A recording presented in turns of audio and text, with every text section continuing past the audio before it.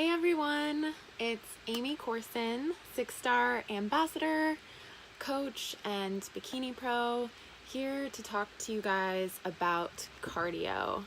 So consider this your cardio 101 because we are going to cover all of the hot tips that help you get started, improve, and maintain a solid cardio routine. So what we're going to talk about first is how do you start from square one? What if you're doing absolutely no cardio at this time and you want to get started? The first thing you're going to want to do is make sure you have the correct footwear. So not all sneakers are created equal. You're going to want to make sure that you have running shoes that have excellent arch supports and are going to keep you safe and supported while you're performing your cardio. It can help to go into a shop and have someone actually fit you for your running shoes, so you make sure that the size is right, the arch support is right, everything like that, so that you're comfortable. The next thing is to start slow. You're not going to want to overdo it when you first get started, or that's a sure recipe for not wanting to go back and do more cardio. So do yourself a favor, start slow, even if it's just 5 minutes, even if you just start by walking. Every little bit counts, and starting with a bike or the elliptical can be a little bit easier on the body than starting out with running right away. And throughout this live stream, feel free to type in questions for me and I'll answer them along the way. So, my other tip as a coach is to get your cardio done in the morning, because as your day goes on, you get more tired and you're less likely to want to do it. The other benefit of that is it's going to actually improve your mood and productivity for the entire day. That's what's amazing about the chemicals that are released in your brain from doing cardio. It's amazing. So set that alarm early, get to bed earlier, and lace up those sneakers and get on the road. And that's what's great about cardio is like you don't even have to have a gym membership. All you need is the sneakers. So no excuses there. Like I said, even if it's just walking. So with cardio, you're looking at a couple of variables that you can work on and improve. And that would be your duration, first of all, and your pace. So starting with 5 minutes is perfect, and then gradually improving from there is ideal because your body will adapt over time. So if your goals are to improve your weight or to maybe even train for a 5K eventually, you're going to want to progressively add time and progressively challenge yourself by increasing your pace. And there's a lot of apps out there now that you can use to help track this. If you're using a machine, it's a little easier because you can keep track of, what level or speed you're running at or biking at. And so, keeping track of that in like a journal and then setting goals for yourself week after week. Like next week, I'm going to add 3 minutes, or next week, I'm going to run at a 10-mile per hour pace instead of 11, just slow and reasonable improvements. Ron says he does cardio for 35 minutes each day at the gym. That is awesome. The American Heart Association would applaud you for that, because getting that 30 minutes of cardio a day, even if it's just walking, has been shown to drastically improve heart health and reduce disease risk. So besides just assisting you with your physique goals, cardio has amazing health benefits as well. So let's see what's next. Okay, so there's a couple different types of cardio you can do. And the two main types that I'd like to talk about are high intensity interval training versus steady state cardio, and what they are and what the differences are. So steady state cardio, that's pretty self-explanatory. Basically, you're just performing your cardio at a constant pace, low to moderate intensity that you can sustain. So for instance, you could be doing it and having a conversation and maybe be slightly out of breath, but you're not gasping for air. So maintaining a pace like that for longer periods of time, like that 20 to 30 minute range, or if you're training for a 5K or a half marathon, you might even be doing steady state cardio for upwards of an hour. So the other type, high intensity interval training, or HIIT, is basically where you're doing short bursts of high intensity where you are getting out of breath, you're performing at a maximum effort, and that's for short periods, maybe 10 to 20 seconds, or 10 to 30 seconds, followed by a period of a more restful steady state recovery pace. So maybe 1 to 2 minutes of recovery and then 10 to 20 seconds of an all-out sprint. This can be done on a bike, just sprinting, running outside, doing plyometrics like squat jumps or burpees. You could go into your living room right now and start a timer, do 10 burpees, 10 squat jumps at maximum intensity, and then take a 2-minute rest and perform that cycle 4 or 5 times, and trust me, you will be feeling that burn. So some pros and cons of HIIT versus steady state cardio, because there's a lot of back and forth about that in the fitness industry. First of all, my stance is a mixed modal approach is awesome. Getting a little bit of both, you get the best of both worlds. But just to keep you informed, there's been a lot of research done about HIIT and its ability to give you what's known as a calorie afterburn effect, or EPOC. It's called post-exercise oxygen consumption. That's very scientific, but all you need to know is that basically after the high intensity workout, your body continues to burn calories at an elevated rate for a while afterwards. So yeah, continuing to burn fat after the session is over. So benefit for HIIT is that you're burning those calories continuously after the session, and the sessions are generally shorter. They're going to be less than 30 minutes. If you're going past 30 minutes, it's very hard to say you're going at all-out intensity because you're going to need to rest. But usually 10 to 20 minutes is the duration of a HIIT session. So you're in and out of the gym or just in your own living room, knocking it out really quick. Whereas you'd have to do steady state cardio for a bit longer to get the same calorie burn. So if you're going for a time saver, go for HIIT. However, if you're like me, where HIIT just takes it out of me, it makes me achy. I didn't used to be that way. I'm almost 30 years old. I used to do HIIT all the time when I was in my earlier 20s and teens, and now it just takes me a long time to recover from it, to the point where it might inhibit my performance in my weightlifting workout or what have you. So I generally do HIIT on its own day, and then that way I have some more time to recover. So keep that in mind, because it is more stressful on the body. Or if you tend to have like knee problems or something like that, elliptical or something a little more gentle and steady state is going to be better for you than putting a ton of stress and pressure on your body with something like HIIT. So let's see what else we got. Oh, so the other thing about HIIT is it's way less boring than steady state, so that's a definite benefit. But if you're trying to like watch a show or read a book and just kind of check out of the fact that cardio is happening, steady state can be a little better. Whatever you're going to adhere to is honestly the best cardio for you, because getting it done, getting those sessions in is what counts more so than the type of cardio. Which brings me to the point of making cardio fun.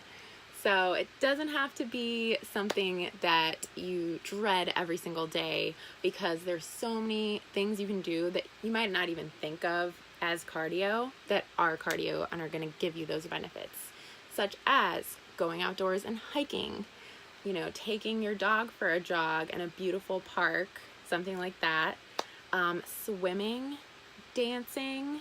You could do martial arts. Getting a running buddy or getting like a friend involved also is a great way to make the cardio less arduous and even make you look forward to it, which is awesome. Christopher says he loves HIIT, cuts cardio time in half. Absolutely. Yeah, that's if you are on like that CEO style schedule where you need to get in and get out, HIIT is for you 100%. Saves a lot of time. So something that's really popular nowadays is to have a step tracker, so that you can keep track of how many steps you're getting per day. And I like to tell my clients a great goal is to shoot for anywhere between 7,000 and 10,000 steps per day. With our sedentary lifestyles of going to work and sitting in a chair, coming home and sitting on the couch, things like that, it can be so easy to barely have any energy output besides our gym session, if you know what I mean. So like you go to the gym for an hour, but the rest of the day is super sedentary. So getting the benefits for your health and for your physique goals, you don't want to compromise it by having these like sporadically sedentary versus active days with your steps. So that's a variable you can start to track, and even like make fun goals for yourself, or there's a lot of apps where you can kind of like encourage each other to get your steps in. And sneaky ways to do that, to get more steps, is you can park farther away from wherever you're going, whether it be work or the grocery store. Take that shady parking spot in the back of the lot. You can take the stairs instead of the elevator. That's a great one. Pacing. It's like a nervous habit, but people who do stuff like that are burning more calories than the rest of us. When you're cooking or something's in a microwave, it can be a great time to just like jog in place, or even knock out a couple push-ups, just get your heart rate elevated, get some extra activity in. So that brings me to finding your max heart rate. That's some lingo that you don't even really need to know once you're just first getting started with cardio, but it can be something that's like a fun measure to track, and a measure that you can keep track of on a lot of those watches nowadays that will track your heart rate for you. But tracking your heart rate can be as simple as taking your pulse for 30 seconds and multiplying it by 2 to get your heart beats per minute. So what you're going to do to calculate your max heart rate, so you can compare your current heart rate like during your run or after your run with this number, is to take the number 210 and subtract your age from that number. That's your max heart rate. That's a predicted measure. It's very widely accepted as the predicted measure for maximum heart rate. So that means that's the top end of the heart rate that you would ever want to see. You really don't want to get up to that number. That's like pushing it too hard. You will be hurting when you're up at that number. So a great place to stay, for instance, when you're doing HIIT, like an high intensity interval, is up to about 90% of that number. So you can take that number and multiply it by 0.9 on your calculator to get your like 90% heart rate, to make sure that's where you're staying. And of course, like if you have doctor's orders or recommendations for your heart rate and where it needs to be, that's another great way to keep track of it. But what I tell my clients is, during their steady state cardio, a great goal is to be within 60 to 80% of that max heart rate, because that makes sure you're not getting too into your YouTube videos or your book, and you're actually making an effort and burning those calories. but you're not overdoing it to the point of overexerting yourself. And so taking that max heart rate number and multiplying it by 0.6 for the 60%, 0.8 for the 80% measure. Just keep those numbers written down maybe in your phone, and you can check every once in a while, like, am I staying within that heart rate? Because that's optimal. So yeah, making cardio fun is so important. And not only can it be fun, it can improve your mood after you do it. So some more health benefits we can get into to just like encourage you and give you your why. Because having your why, like, why am I getting up earlier to do this thing? It's so important. It's going to keep you motivated. So let's see. Performing cardio really helps you lose weight around the midsection, which that can be one of the areas that can increase like disease risk and all of that. It reduces risks of cancers, heart disease, type 2 diabetes, and osteoporosis. So yes, even like your grandparents should be doing cardio. It's going to help them keep their bones nice and strong. Cardio is good for everyone. When I was in college, I worked with breast cancer patients, making sure they got in their 30-minute walks every week. We started at like 3 walks per week and worked up to 5, and it really helped them throughout their chemotherapy. So even just walking is amazing for your health. It improved their mood and health markers and perceptions of pain, which was so incredible. So a lot of questions I tend to get from clients have to revolve around like, what should I eat around my cardio session? And there can be some trial and error with this because everyone's a little different, but something I recommend is about an hour before you're going to do the cardio, 30 minutes to an hour, to have a small meal of a fast digesting carbohydrate and a protein shake with not a ton of water or milk in it. Like, fill the shaker cup like halfway up, because what you don't want is to feel uncomfortably full as you're jogging or whatever it is you're doing for your cardio. That is like the worst feeling, when you get nauseous because you're too full. So don't overdo it with the food, but you want to have some fuel in your body. If you do cardio without any food in your body, that's fine too. First thing in the morning, your insulin levels and your glycogen stores are very low. So some have the theory that like you could burn, more fuel from working out in the morning fasted, but there is also research to say like you burn the same amount of calories if you've had a meal at the end of the day. So go with what feels best for you. And if you do cardio first thing in the morning without any food in your stomach and you feel like you're not as energized, that's where I'm going to tell you need to have like a small snack or like half a granola bar, even something little that's going to make a big difference and give you that boost of energy so that you can put your best effort into the session. Some other interesting facts to know about cardio is that creatine supplementation in research has been shown to improve performance with cardio measures, endurance, and in like short sprint style, like speed measures. So that's incredibly cool. I take 5 grams of creatine every single morning. I just stir the unflavored powder into my coffee in the morning because the hot water kind of just helps it dissolve really nicely, and it's something that I'm going to remember to have every day. So yeah, highly recommend that. And then branched chain amino acids, especially if you're training first thing in the morning without food in your stomach, it can help deliver that steady stream of amino acids to make sure that you're not breaking down any precious lean tissue. And also it's delicious, so it can help motivate you and be extremely refreshing, especially if you're in the northern hemisphere. It's getting so hot. And to have a nice cold bottle full of BCAAs can be a huge motivator. So getting a protein shake in post-run, especially if you're doing a long cardio session, that's going to help you recover from it more quickly and have less soreness.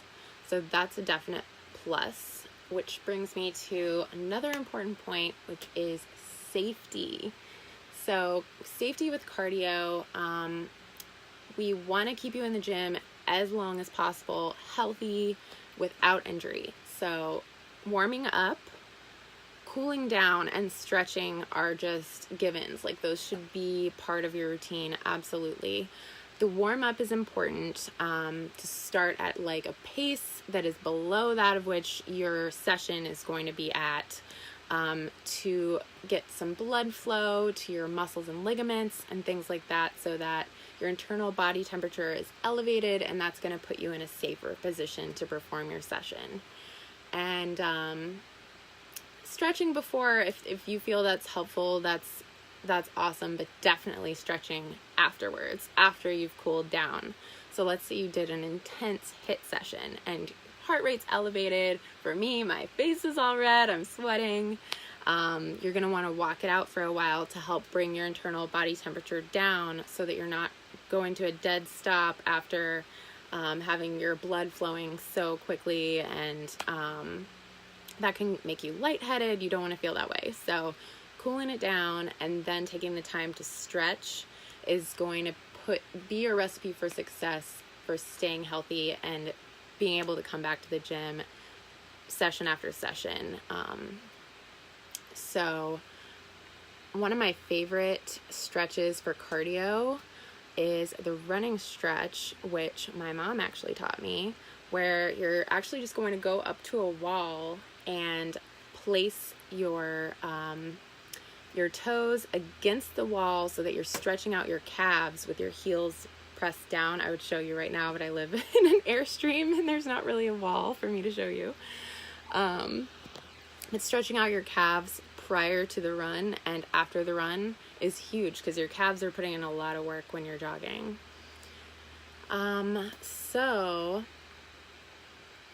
as far as safety, you're also going to want to make sure you're hydrated, because you could be pouring sweat, especially when the temperatures are hot outside if you're doing an outdoor run, and you're losing a lot more water than you might realize, and you can get to that dehydrated state, especially in a dry climate, so quickly. And having heat exhaustion, it's not fun. You don't want that. So making sure that you're hydrated the day before your run, before and during your run, and especially replenishing that hydration after your run or whatever your mode of cardio is super important. And sports drinks and BCAAs, things like that, they're going to deliver some minerals to you as well, because when you sweat, you're not just sweating water, like there's some mineral depletion as well. And having maybe some salt on your food after an extra sweaty session, just for good measure, is wise as well.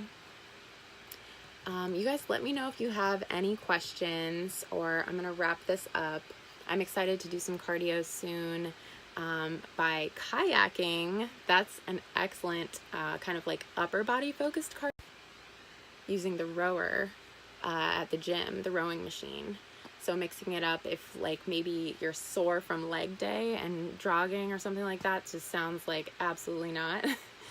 Mixing it up and using a rower or something easier on the legs like a bike is a perfect way to make sure you're still getting that activity in without just skipping it altogether.